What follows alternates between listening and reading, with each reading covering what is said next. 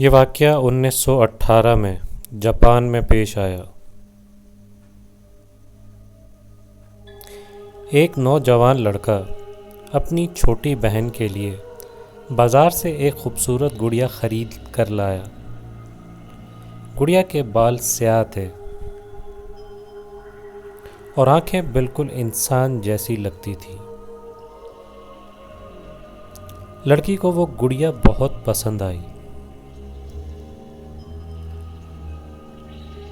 वो हर वक्त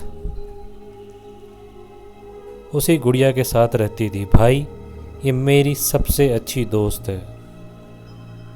लेकिन कुछ महीनों बाद वो लड़की अचानक बीमार हो गई और फिर एक दिन वो दुनिया से चली गई। घर वालों ने उसकी याद में वो गुड़िया एक छोटे से मेज़ पर रख दी। लेकिन चंद हफ्तों बाद घर वालों ने एक अजीब चीज़ देखी। गुड़िया के बाल बढ़ने लगे थे। पहले वो छोटे थे, लेकिन अब वो कंधों तक पहुंच चुके थे। घर वाले हैरान थे। एक रात लड़का बड़ा भाई उस मेज़ के पास बैठा था। अचानक उसे लगा जैसे कमरे में किसी के चलने की आवाज़ आ रही हो। वो अचानक चौंक कर उठा और उसकी नज़र गुड़िया पर पड़ी।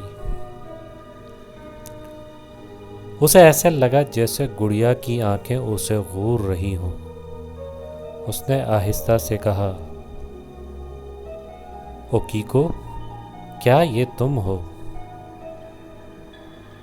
उसी लम्हे कमरे में हल्की सी सरगोशी सुनाई दी। वो डर कर पीछे हट गया। अगले दिन जब गुड़िया के बाल दोबारा देखे गए तो वो पहले से और भी लंबे हो चुके थे। घर वालों ने डर कर वो गुड़िया एक मंदिर में दे दी। लेकिन सबसे अजीब बात यह है, आज भी वो गुड़िया जापान के एक मंदिर में मौजूद है और वहाँ के पुजारियों का कहना है कि हर कुछ महीने बाद इसके बाल काटने पड़ते हैं,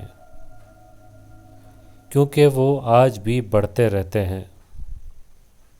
और कुछ लोग कहते हैं इस गुड़िया में एक छोटी लड़की की रूह है जो अब भी मौजूद है।